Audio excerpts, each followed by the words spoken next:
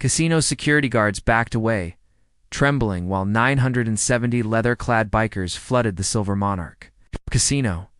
Gaming floor beneath flashing slot machines and crystal chandeliers, searching for the men who terrorized one quiet autistic busboy nobody bothered protecting until it was far too late. The sound alone felt apocalyptic. Motorcycle engines roaring outside across the Las Vegas casino district, while terrified tourists crowded against blackjack tables filming endless rows of Hell's Angels, pouring through the marble entrance beneath neon lights and private security guards too frightened to intervene. Nobody at the Silver Monarch had ever seen fear spread this fast, not even during armed robberies. Because armed men eventually leave, but this felt personal. 970 bikers from Nevada, California, Arizona, and New Mexico chapters. Every elevator, every hallway, every casino entrance swallowed beneath leather jackets, tattooed hands, and the kind of silence arriving right before irreversible things happen. At the center of the storm walked a massive biker named Elias Mercer, carrying a small pink backpack in one tattooed hand, while rage burned so cold behind his eyes that even hardened casino pit bosses avoided looking directly at him. The backpack belonged to his daughter, 7-year-old Lily Mercer. The little girl missing for nearly 6 hours after violent traffickers connected to casino owner. Vincent Moretti tried moving her through the Silver Monarch's underground laundering network. Only one person inside the casino helped her escape. Nathan Reed, a 24-year-old autistic busboy mocked daily by coworkers. Too cruel or too ignorant to recognize quiet intelligence when they saw it. Now Nathan sat bleeding inside a locked maintenance room somewhere beneath the casino after Moretti's security men nearly beat him unconscious, trying to discover where the girl disappeared. And Elias Mercer intended finding him before anybody else did. The bikers kept flooding the gaming floor beneath endless neon light and ringing slot machines while wealthy gamblers stumbled backward in panic, watching the impossible convoy consume the Silver Monarch Casino from the inside out. Roulette wheels still spun uselessly. Cocktail servers froze mid-step, carrying untouched drinks through the chaos.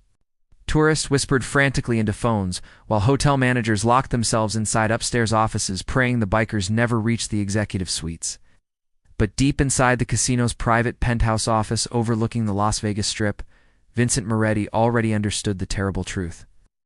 The problem wasn't the bikers. The problem was the girl escaped alive.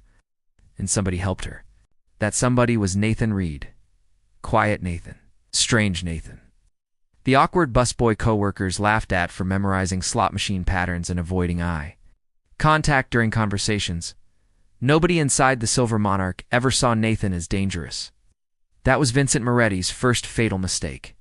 The second mistake involved hurting him. Elias stepped onto the casino floor beneath flashing gold chandeliers and looked toward the terrified security staff standing frozen beside the elevators. Then the biker spoke one sentence softly enough that only nearby riders heard it. "Find the boy first." The bikers scattered instantly through the casino, because every man there already understood exactly what mattered most tonight. It's not revenge. Protection. The kind, gentle people almost never receive until monsters push them too far. But to understand why 970 Hells Angels occupied the Las Vegas casino district by midnight, we need to go back to the lonely Thursday evening when Nathan Reed noticed a frightened little girl hiding beneath a poker table and quietly decided helping her mattered more than his own safety. The Silver Monarch Casino never truly slept. Not really. The building breathed constantly beneath neon lights, cigarette smoke, expensive perfume, alcohol, desperation, and greed flowing endlessly through polished marble hallways and glittering slot machine aisles 24 hours a day. Nathan Reed moved silently through it all, carrying dirty dishes and empty glasses across the gaming floor, while coworkers shouted orders.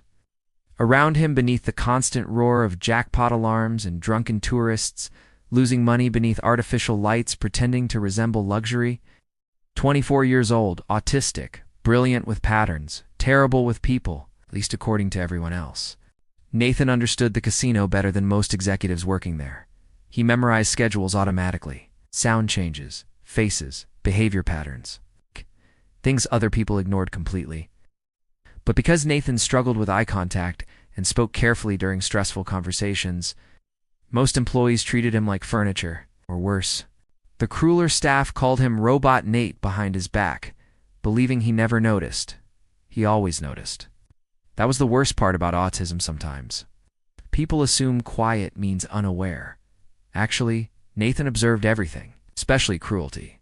The young busboy wiped down blackjack tables beneath glowing chandeliers, while tourists drifted drunkenly through the casino around him dressed in sequins, expensive suits, and fake smiles. Silver Monarch looked glamorous to outsiders. Nathan knew better. He noticed security guards escorting terrified girls through private hallways after midnight. He noticed bruises, whispers, rich men behaving differently once cameras disappeared. Nathan noticed casino owner Vincent Moretti, smiling through all of it like a king ruling a kingdom built entirely from fear. Moretti terrified employees, not loudly, quietly. The dangerous kind of quiet, wealthy predators perfect over decades. The man never yelled because he never needed to. People vanished from Silver Monarch after upsetting Vincent Moretti. Cocktail servers, security guards, even managers sometimes. Nathan memorized the disappearances automatically without fully understanding why, until Thursday night. That's when the pattern changed. Nathan noticed the little girl first around 9:14 p.m. beneath Poker Section C near the High Roller Suites. She looked completely out of place immediately. 7 years old, maybe? Tiny pink sneakers, tear-streaked cheeks. Curled beneath a poker table, clutching a stuffed rabbit against her chest, while casino guests walked past completely, unaware beneath the flashing lights and ringing slot machines. Because children do not hide beneath poker tables in luxury casinos unless something is terribly wrong. The little girl looked up at him with pure panic flooding her face, then whispered one sentence barely audible beneath the casino noise. "Please don't tell them." Nathan's chest tightened painfully, because he recognized fear intimately. Not trafficking fear specifically, just fear. The exhausting kind carried by vulnerable people trapped around dangerous adults nobody else challenges. Nathan crouched slowly beside the poker table, keeping his voice careful and soft. "Who?" The little girl shook violently. "Bad men." Nathan glanced across the casino floor automatically. Then he saw them. 2 enormous security contractors near the private elevators, scanning crowds aggressively while speaking urgently into earpieces. One carried a pink backpack Nathan immediately recognized belonging to the girl beneath the table. The busboy's stomach dropped instantly, patterns connecting. Private elevators, terrified girls, Moretti's disappearances. Everything suddenly made horrifying sense at once. The little girl tugged Nathan's sleeve desperately. "He hurt my daddy." Nathan looked back down at her. "What's your name, Lily?" The young busboy stared toward the security men again, then toward the service hallways leading beneath the casino. Nathan knew every maintenance corridor inside Silver Monarch, every blind spot, every unused storage room. Quiet people learn building patterns better than social people ever do, because observation becomes survival. One security guard suddenly pointed toward Poker Section C. Nathan reacted immediately afterward. "Come with me." The little girl hesitated only half a second before grabbing his hand. Nathan moved quickly through the gaming floor, guiding Lily between cocktail servers and tourists beneath flashing slot machines, while the security men pushed closer through the crowds behind them. The casino noise swallowed everything: music, laughter, jackpot alarms. Nobody noticed one autistic busboy quietly smuggling a terrified child through the chaos. Nathan led Lily through a restricted service hallway near the buffet kitchens, smelling like bleach, grease, steam, and industrial detergent. The girl clung tightly to his hand, trembling violently. "You know where we're going?" she whispered. Nathan nodded automatically. "I memorized the employee tunnels after working here 11 months. The answer made perfect sense to him. Not to most people. That happened often. They moved deeper beneath the casino through narrow maintenance corridors lit by flickering fluorescent lights, while security radio chatter echoed faintly somewhere behind them. Nathan's heartbeat pounded painfully now, not from fear for himself. Fear for Lily, because patterns told him something terrible already. Men like Vincent Moretti do not search this aggressively, unless the child matters enormously. And if the child mattered enormously, helping her escape could get somebody killed. Nathan kept moving anyway, that mattered later. The young busboy finally stopped beside an old laundry access tunnel connecting to a delivery alley outside the casino district. Almost nobody used it anymore. Nathan discovered it months earlier during inventory cleanup shifts. He crouched beside Lily carefully. "You leave through the store?" The little girl stared up at him with terrified eyes. "What about you?" Nathan paused because, honestly, he hadn't thought that far ahead yet. The girl suddenly pulled something from her jacket pocket. A leather motorcycle patch stitched with a death-said emblem Nathan recognized instantly from television documentaries and casino gossip. Hell's Angels. Lily shoved the patch into Nathan's hands. "My daddy's name is Elias Mercer." The young busboy looked down at the patch, then back toward the terrified little girl standing beneath flickering fluorescent lights deep under the casino. Finally, Lily whispered the sentence, changing everything forever. "They're gonna kill you if they catch us." Then footsteps thundered through the hallway behind them. Too late. Security found them. Nathan reacted before fear could stop him. The young busboy shoved Lily toward the laundry tunnel exit while security boots thundered louder through the underground corridor behind them, beneath flickering fluorescent lights and rattling ventilation pipes. "Run outside," he whispered urgently. The little girl grabbed his sleeve tightly. "You come to." Nathan shook his head immediately, because somebody needed to slow them down. And quiet people like Nathan Reed spent their entire lives understanding one painful truth better than most. Nobody was coming to protect him anyway. The security men rounded the hallway corner seconds later. Massive men in black suits with casino earpieces and concealed weapons beneath tailored jackets.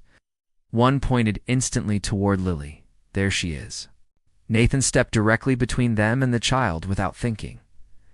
The movement surprised everyone, especially Nathan himself, because all his life people treated him like weak background noise, invisible, awkward, easy to intimidate.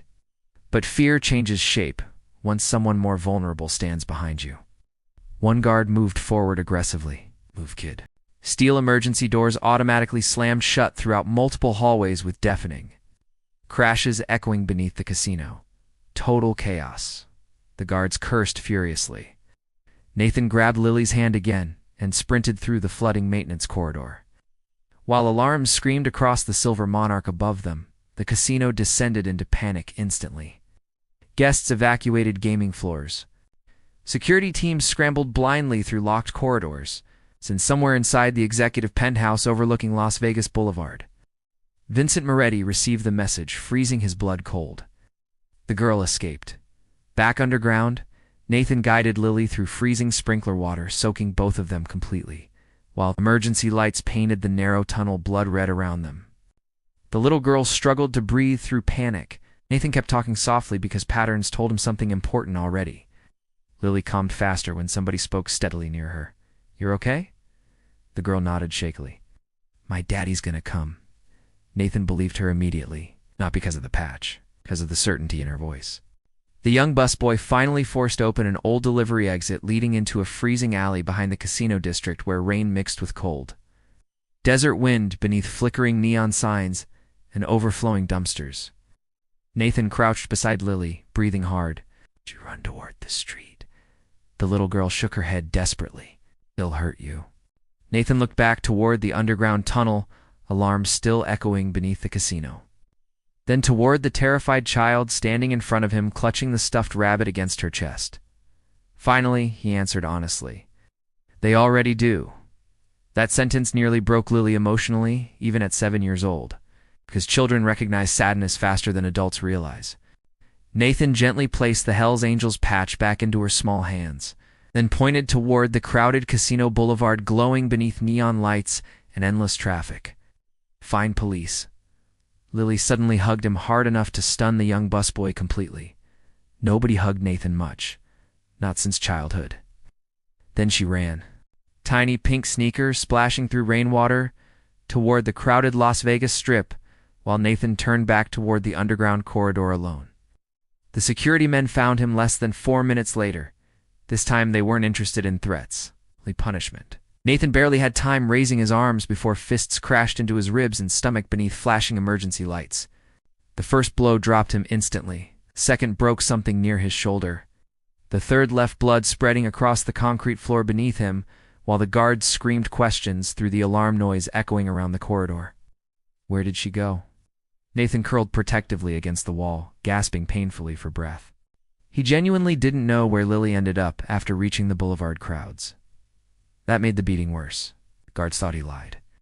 One grabbed Nathan's hair, violently forcing his bleeding face upward beneath the flashing red emergency lights.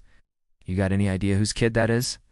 Nathan blinked through blood and dizziness, then answered weakly. She looked scared. The guard stared at him for several seconds afterward, completely unable to understand how somebody this socially awkward and physically fragile still chose protecting a stranger instead of himself. That confusion enraged predators more than resistance sometimes. Then came the motorcycles. At first faint, distant, a low rumble spreading through the Las Vegas Strip outside like thunder rolling across desert mountains. The guards froze instantly, because everybody in Nevada recognized that sound eventually. Harleys, hundreds of them, approaching fast. One earpiece radio crackled violently. All security to main floor now. Another voice screamed through static afterward. Hell's Angels are here. The guards looked at each other once, then ran, leaving Nathan bleeding alone beneath flashing emergency lights and screaming fire alarms deep under the Silver Monarch Casino. 970 motorcycles descended on the Las Vegas casino district in less than 40 minutes. Police helicopters circled helplessly overhead, while casino tourists crowded sidewalks, filming endless motorcycle convoys pouring through neon streets beneath glowing billboards and midnight rain. The city felt occupied, not invaded, occupied, because the bikers moved with terrifying organization once they reached the Silver Monarch. Entrances secured immediately, parking garages blocked, private elevators monitored. Nobody escaped the building without permission anymore. And at the center of it all walked Elias Mercer, carrying Lily against his chest while the little girl cried into his leather jacket beneath the flashing casino lights. The biker looked terrifying already. Finding his daughter alive somehow made him look worse, because now the fear disappeared completely. Only rage remained. Lily finally pulled back enough to whisper something into her father's ear. It was the busboy. Elias frowned immediately. What busboy? The quiet one. Then she pointed toward the casino beneath the glowing neon storm outside. He saved me. Everything stopped emotionally for Elias Mercer after that sentence. Because bikers understand debt differently than most people. A stranger protecting your child at the cost of his own safety becomes sacred territory immediately, especially when that stranger stood alone against traffickers and armed casino security without hesitation. That's why Elias spoke the sentence, sending nearly 1,000 bikers flooding through the Silver Monarch like an unstoppable tide. Find the boy first. Inside the casino, Vincent Moretti was unraveling fast. The wealthy casino owner paced inside his penthouse office while security feeds displayed motorcycles surrounding every entrance. Below, beneath flashing police lights and terrified crowds, the trafficking network already collapsed operationally once Lily escaped publicly. Too many witnesses. Too much attention. Now the bikers threatened, exposing everything else. Money laundering, private transport operations, missing employees. The Silver Monarch wasn't truly a casino anymore. It was camouflage for monsters. Moretti slammed whiskey across the office wall hard enough to shatter crystal and amber liquid against marble floors. I ain't the damn busboy. But Nathan Reed already disappeared beneath the casino. The young man drifted in and out of consciousness inside a locked maintenance room, while blood dried across his face and shoulder beneath. Flickering fluorescent lights buzzing overhead. Too much noise. Too much pain. Nathan curled tighter against the concrete wall, instinctively trying to reduce sensory overload, while distant alarms and motorcycle engines vibrated faintly through the building structure around him. Then came the knocking. Heavy knocking. The maintenance door rattled violently beneath enormous impacts. Nathan flinched immediately, expecting the guard's return to finish things. Instead, a deep voice thundered through the metal door. Nathan Reed? The young busboy froze. How did they know his name? Another impact slammed the door, then silence. Finally, the voice returned softer this time. My little girl said you saved her. Nathan stared toward the door, breathing painfully hard. Then the steel hinges exploded inward beneath one final hit. The maintenance door crashed against the concrete floor, revealing Elias Mercer standing beneath the hallway, emergency lights surrounded by giant leather-clad bikers. For several seconds, nobody moved. Nathan expected anger automatically, or judgment. People usually reacted badly to him eventually. Too awkward, too quiet, too strange. Instead, Elias looked around the tiny room slowly. The blood, bruises, the broken chair where security beat him. Then the biker's expression changed into something so cold, the surrounding riders stepped backward instinctively. "You got hurt helping my daughter?" Nathan looked down immediately. "I'm sorry." The entire hallway went silent, because abused people apologize automatically, even while bleeding. Elias understood that instantly. The biker slowly crouched beside Nathan despite his massive frame and terrifying appearance. Then he asked the question nobody inside Silver Monarch ever bothered asking kindly before. "Did they do this to you often?" Nathan hesitated. Too long. That answer alone told everybody everything already. One biker behind Elias muttered something furious beneath his breath. Another removed sunglasses slowly while staring down the hallway toward the casino executive floors above them. Nathan finally whispered carefully, "I mess things up sometimes." Elias looked directly into the young man's eyes. "No." Then quieter. "Bad people convinced you that." Nobody had ever spoken to Nathan Reed like that before. Not once in 24 years. And somehow that kindness hurt worse emotionally than the broken ribs physically. Because suddenly Nathan realized how cruel his entire life actually became without noticing fully. Elias carefully removed his own leather jacket, despite the chaos surrounding them beneath flashing emergency lights. Then the biker wrapped it gently around Nathan's shaking shoulders. "You're with us now." 3 simple words, but 4 lonely people. Those words changed entire lives. The Silver Monarch collapsed before sunrise. Not from violence, from exposure. Once nearly 1,000 bikers occupied the casino district, terrified employees finally started talking publicly. Cocktail servers, former security guards, housekeepers, girls who disappeared from payroll records. Everything buried beneath. Vincent Moretti's empire surfaced simultaneously beneath national media coverage and federal investigations arriving overnight. The FBI stormed the casino just after 4:30 a.m., beneath flashing tactical lights and screaming helicopters while bikers lined the sidewalks outside, silently watching federal agents carry terrified executives through the marble lobby in handcuffs. Tourists stood frozen behind police barricades filming everything. Las Vegas never witnessed anything like this before. A trafficking empire collapsing live beneath neon lights and motorcycle engines. And at the center of it all sat Nathan Reed wrapped in Elias Mercer's leather jacket inside a quiet casino suite upstairs, while paramedics treated his injuries carefully beneath soft lamplighting and untouched room service trays. The young busboy still looked overwhelmed. Too many people, too many sounds, too much change happening too quickly. Elias noticed immediately. The biker dismissed everyone else from the suite quietly, until only he, Lily, and Nathan remained. Much calmer afterward. Lily sat beside Nathan holding the stuffed rabbit while the young man stared nervously at the carpet patterns beneath his feet. Finally, Elias spoke softly. "You like patterns, huh?" Nathan blinked in surprise. "How'd you know?" Lily smiled immediately. "He counted slot machine sounds while we were hiding." Nathan looked embarrassed afterward. "I do that when I'm stressed." Elias leaned back slowly. "My daughter does that too." The young busboy looked up immediately. For the first time all night, Nathan's expression shifted from fear into curiosity. Because suddenly, somebody wasn't treating him like broken machinery needing repair, just different human. That mattered enormously. Meanwhile, downstairs, Vincent Moretti's destruction unfolded publicly in spectacular fashion. Federal agents uncovered hidden transport tunnels beneath the casino. Financial records tied directly to trafficking operations across state lines. Private surveillance footage. Bribed officials. Everything. The wealthy casino owner who spent years controlling people through fear now stood, handcuffed beneath television cameras while reporters screamed questions about missing girls and laundering operations. Moretti looked completely shattered. It's not physically, psychologically, because predators depend entirely on secrecy and intimidation. Once exposed publicly, they collapse astonishingly fast. Outside, the bikers remained perfectly disciplined, despite overwhelming rage spreading through the casino district. No riots, no destruction. Just presence. An unstoppable wall of leather and chrome, ensuring nobody buried the truth quietly anymore. Nathan watched portions of the news coverage silently from the sweet television while lily-colored pictures beside him on the floor.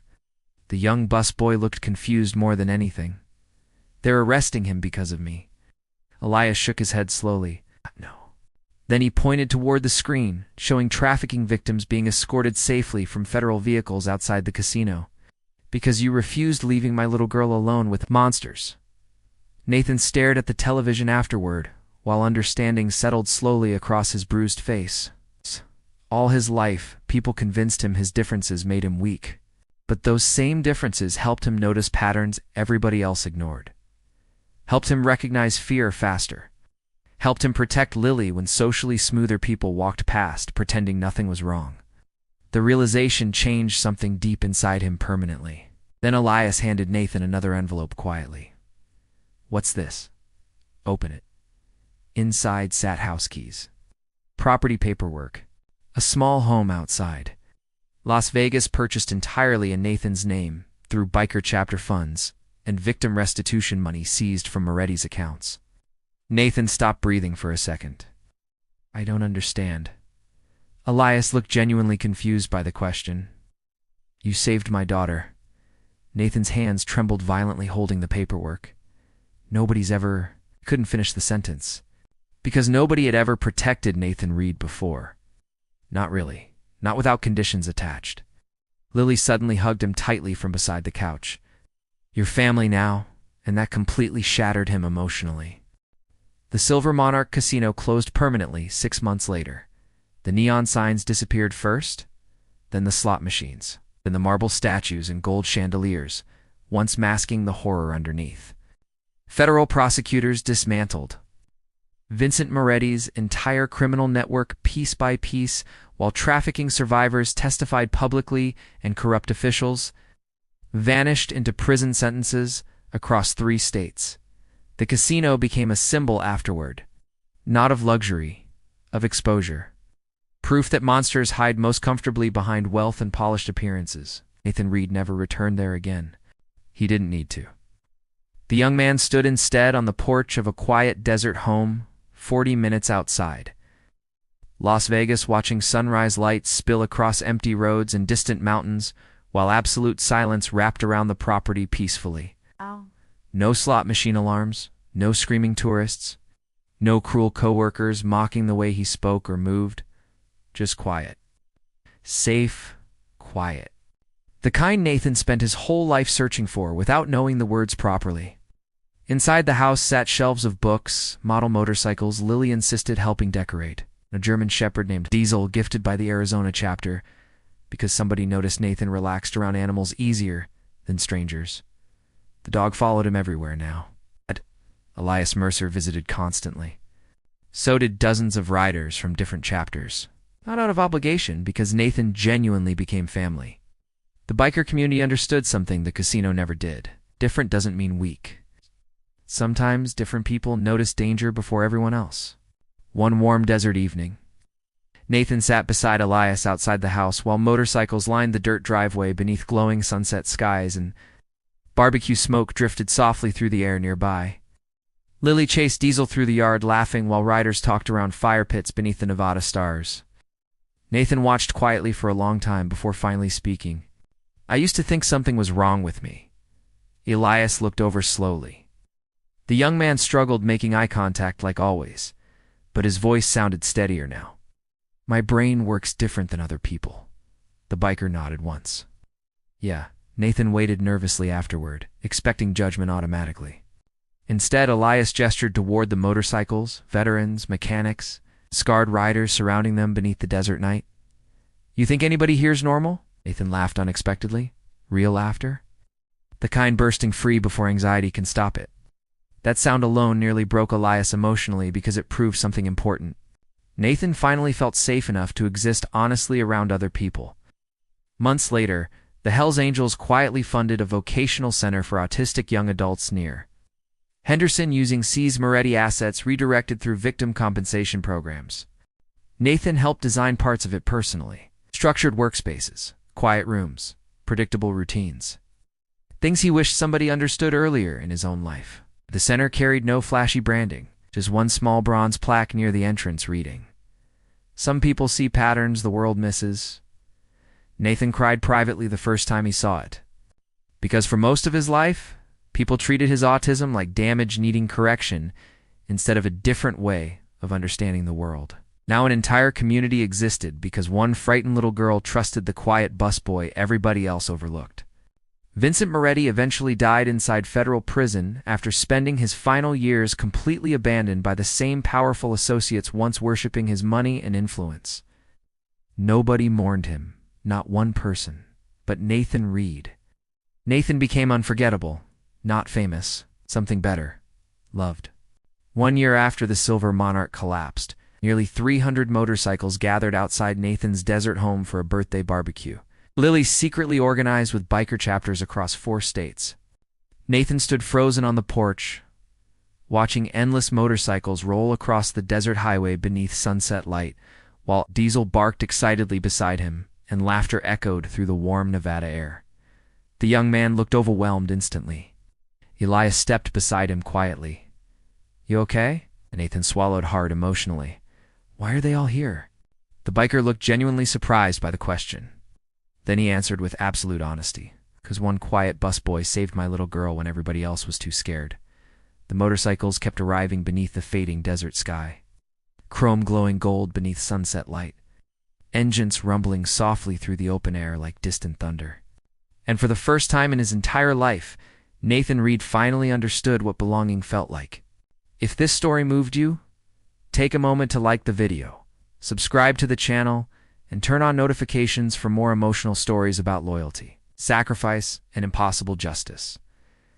And down in the comments, tell us the moment that hit you hardest, because sometimes the people the world misunderstands most clearly are the exact people brave enough to save it.